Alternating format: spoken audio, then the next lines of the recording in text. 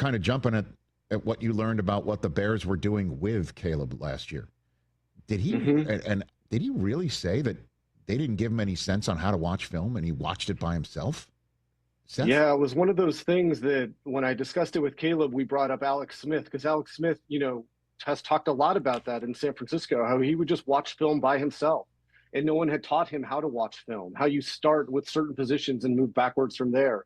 And there were similarities with Caleb. And at times he would just watch film by himself with little direction.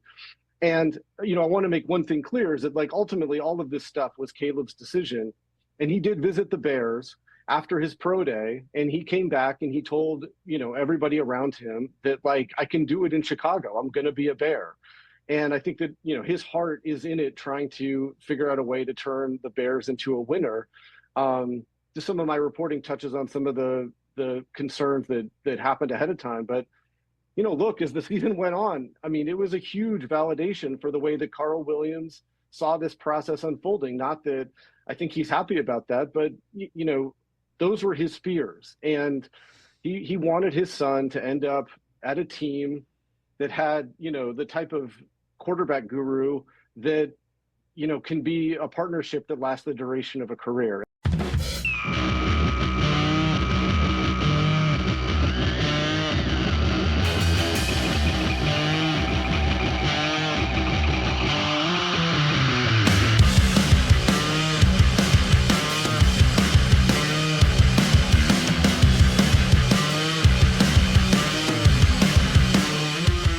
Amidst the schedule drop, the arrow pointing more and more in gosh darn Arlington Heights direction, and my two killer shows this past week, where I played God and talked to the devil in one show, and an overly caring father who's super into sex tourism in another, there's one topic the fans are begging us to talk about.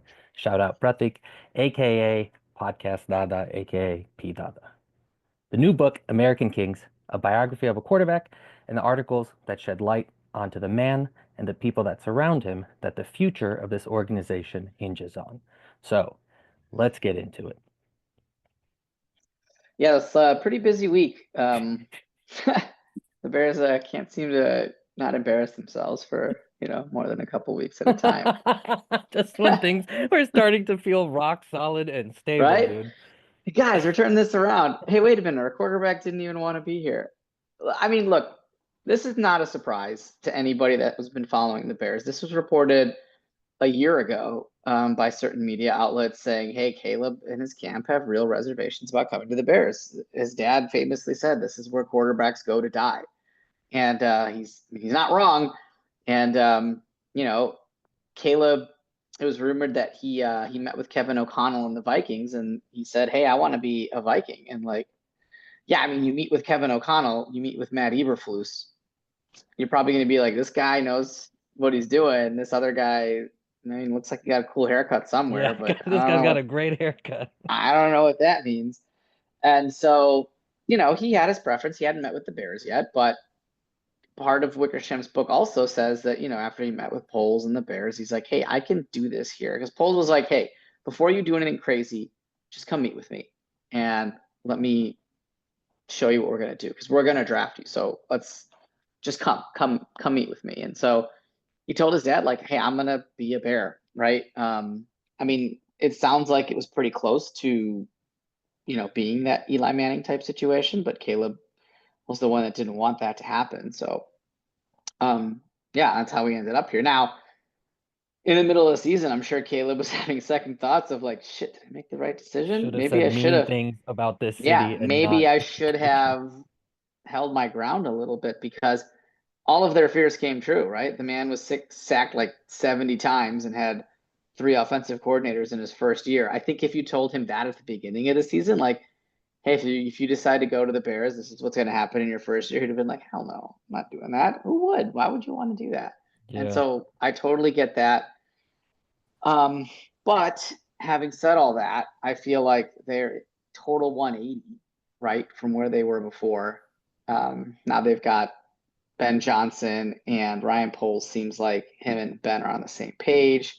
They're working on the protection. That was the very first thing that they addressed. They got some more weapons, and Ben is supposed to be this guy that's going to help him get better. Yeah, when because we talked about I don't even know if we talked about it. I just, yeah, like you said, I remember hearing about the hesitation of him wanting to come here. And when I Yep. saw this article, I had like two feelings back to back. The first one was like, damn, do I want my franchise quarterback to hate being here? And then immediately it was like, but yeah, I mean, you're right. And I think like I was sort of reflecting on that episode we had a couple, however many's ago, where we opened with Will Smith and being sad about his dad not wanting him. And Yeah. it's like, Yeah. are we stupid fans? We're like, we can just We are. keep watching this over and over and over again. And so it's like, yeah, how do you take away the fan sort of caring feeling of like feeling like a direct attack on you, and then a smart sort of maybe So insightful decision? as a fan, you wear the failures of your team from the past. Like, you wear them. That's all part of you. It doesn't matter if you're a young fan and became a fan 4 years ago, all the failures from the 10 years, 30 years before that, you still wear as a fan. Players and coaches are different. They don't wear past failures, right? Ben Johnson doesn't wear the failures of the Bears even last year. He doesn't care that they were terrible last year, right? Like, his legacy starts now from when he gets in the door. And that's kind of what he told Caleb, I think. Like, yeah, they've been a shit franchise with quarterback for the past, 60 years, but you can change all that. Like, you have a chance to be the first 4,000-yard passer. And he went on a show, like Colin Cowherd show on FS1, and said he thinks Caleb's going to be the first 4,000-yard passer. And he's like, I look at it the other way of like, dude, you have a chance for greatness right here because nobody's claimed it, right? It's up for grabs. Yeah. And you can grab it. Me and you can grab it together because nobody's taken advantage of it so far. I wonder just what his mindset is like. Like, even though you're now in a good situation, the scars or whatever that he had and acquired and, I mean, kept his resolve publicly seems like really throughout, obviously it seemed He frustrating on did. the He did. side. He played a good soldier. He's getting Yeah, the crap he kicked out. really kept it tight, and then since like Eberflus got fired, and then there's reports of like, people are like, this was kind of fucking chaotic and we didn't really have any leaders, and people Mm-hmm. going on podcasts being like, yeah, shit was wild. And so now it's coming out a little bit. But yeah, I mean, I wonder, like, what does the new Nah, regime you have could to bounce heal? back because you look at other examples in the NFL, right? Like Jared Goff is the classic one. Jared Goff's rookie season was not great. It was actually pretty bad. People were calling him a bust because they had Jeff Fisher, Mr. 8-8 at the time. They fired him. They bring in Sean McVay. Goff just freaking takes off, right? He gets them to a Super Bowl. And, after McVay, he's like had, Ben Johnson, right? And, Dan Cannon, he's had other coaches and he's still putting up pretty good numbers, right? Like, same thing with Tua. Tua didn't look great with Brian Flores. Didn't really work. And they got Mike McDaniel, and now it's working a lot better. So I think those scars, yeah, you wear them a little bit, but they're also learning opportunities. And if you get into the right situation, you can flip the switch, and leave all that behind. Yeah, I was actually looking at like just other first year quarterbacks and their stats, and like, just I was trying to figure out, does 4,000 yards, how many teams have like 4,000-yard quarterbacks, and is it that? Every single one. Yeah. Every single one. But just trying Except to look for at, like, ours. except, there's always a first. But it's interesting looking at like first year quarterbacks, and just as we think about Caleb in the context of like growing and developing. And so like I mean, it's only yards, so whatever. That means what it means. It's a very small thing. But like Joe Burrow had 2,688. Yeah. Josh Allen had 2,074.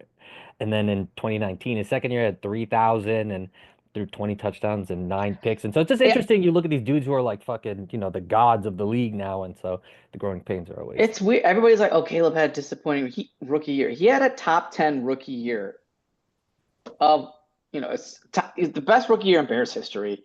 Top 12 to 15. I say 10, but maybe I'll pull it back a little bit. Top 12 to 15 NFL history for rookies.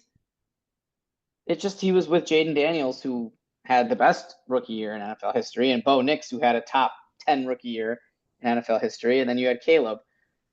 He's better than Drake May. I don't care what anybody says. You know, Drake May made a Pro Bowl, which is ridiculous. But he had a good rookie year. I mean, his deep ball was not great, and he needs to fix that. And but I mean, with all the dysfunction and then how he did, he had a pretty good rookie year. I mean, he definitely has to improve, and Ben's going to help him do that. But to say like, oh man, this guy's beyond beyond repair. Repair is absurd. Yeah. Absolutely absurd. Yeah. There seems to be, I don't think I ever got to that point. There's definitely something interesting about this season. There's a lot of the story takes a pretty significant direction, I think. Yeah, it's weird that it came out now. The book doesn't come out until September, and then this thing just kind of comes out now. I think part of it is when the schedule got released. The Bears play Minnesota week 1, and Minnesota was like the other team there, right? That Caleb wanted to go to, and maybe that's part of the dynamic people were going for. Talking about like, the whispers and maybe screams of things being rigged in the NBA, and you think about storylines in sports, and it's like real, but there's also these other backgrounds and moves and stuff being made. As you talk about when this got dropped and the storyline it creates and the team that they're playing and all of that shit, it is interesting. It's like these things existed. Like they knew about this book, they knew about the stories, and it's interesting the timing of stuff being dropped as a way to, gives us something to talk about.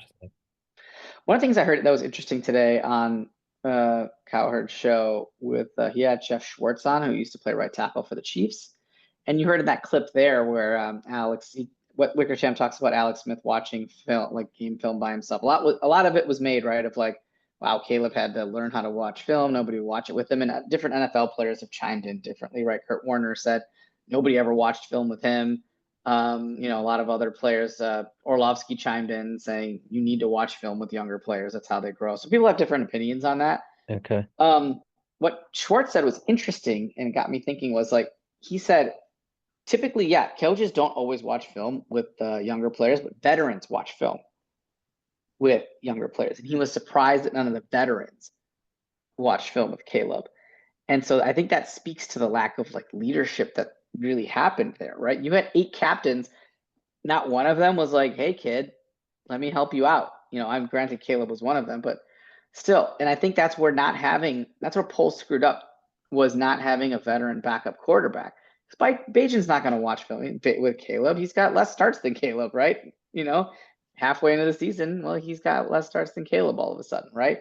Yeah. And maybe that Case Keenum signing is going to be that, right? I think the Case Keenums, they're going to rely on him to like watch that film with Caleb too, and to be like, here's what I see, here's what I would do, and things like that. Because Ben's going to be, all over the place. I feel like he's going to be pretty hands-on. I feel like he'll be with Caleb, but he can't sit there and watch film all the time with him. He's the head coach. I don't know Declan Doyle's role yet. He seems more like a breakdown film on the other team and create plays and that sort of thing and concepts.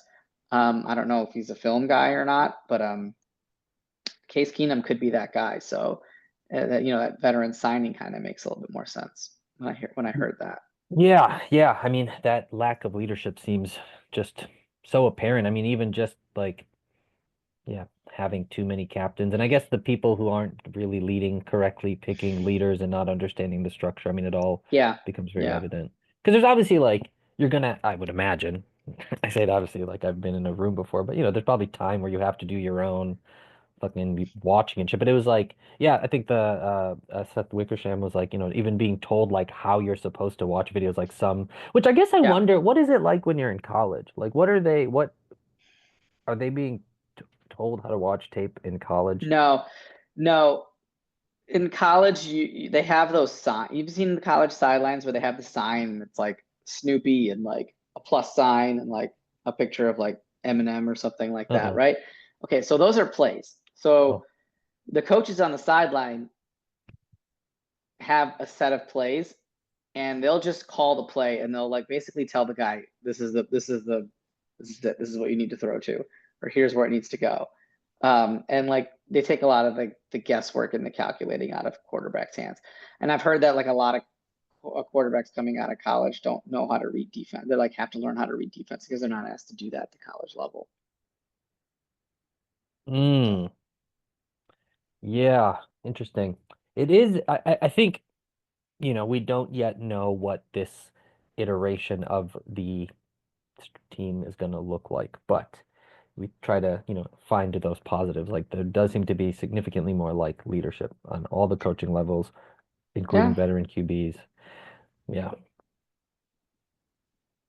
Yeah, I always worry about that because we always hype ourselves up every offseason. Like Yeah. this could be good, and then it's never good. Like, when's the last time it was like, oh yeah, no, that was actually pretty good. It's just have to have faith. That's all you could do. Yeah. But I don't think to a larger extent, going back to the Caleb stuff, I don't think it's going to matter in a locker room or with the fan base or with the coaching staff. I mean, the coaching staff's all gone, so they can be offended all they want. Poles knew all this going in, and I don't think the players really care as long as you perform on the field. That's all they care about. Yeah, I was like somewhat surprised by Ryan Poles' defiance in picking Caleb. Also, in that Yeah. larger Seth Wickersham interview, he says they didn't look at anybody else. Like they didn't look at I know Jaden it's Daniels. weird. It's like, Yeah. damn, dude, not even just to like maybe? Like Yeah, you were because this so guy did not want to come here. You're like, nah, we'll figure it out. We'll make him do it. yeah, like that almost like that's also in the same year where you also just chose Eberflus again. It's like maybe, like there was some extra homework that needed to be done that, maybe they still would have come to the same decision, regardless. But yeah. Okay, so as we close out today's episode, actually, as a side note, before we even close out, there's an interesting Caleb Williams article on Esquire that talks about Caleb just as an individual, and he's got his own venture capital Yeah. firm. So kind of, it seems like we're entering into this sort of unique type of player and players. We've got Jane Daniels using VR for like training and all this shit. So it's just a Yeah. cool transitional state that maybe football finds itself in of the players coming. I think Caleb Williams had made like $10 million or something before Yeah, he he came into did. the league. So a whole Yep, it's new type different. of person. Yep. But yeah, as we close out, any final thoughts about this story, and then also maybe some things to look out for in the coming weeks? No, I think I don't think the Bears are going to be very active until training camp starts, and you'll see some camp cuts. They might add a body or two. I would expect this Caleb Williams story to not be existent, by this time next week. It might play up again during the Monday Night Football home opener against the Vikings. They'll probably play it up a little bit, but I don't know. Well, let's break down the schedule next week because it is just littered with all kinds of storylines. Every game has either like a revenge factor or a did you know or like a compelling storyline. It's very interesting.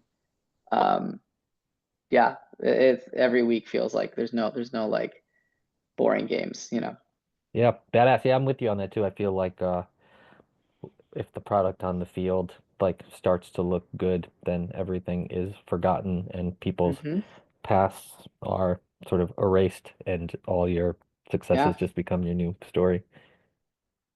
Cool. For Samir Patel, I am Chirag Rathod. We are the Bears in the Neighborhood, your weekly dose of Bears news in under 30 minutes or less, and we will catch you all next week. Like the Jiffy Lube of Bears. Which I used to work at Jiffy Lube. Nice. Back in high school for a year, just making hella cash.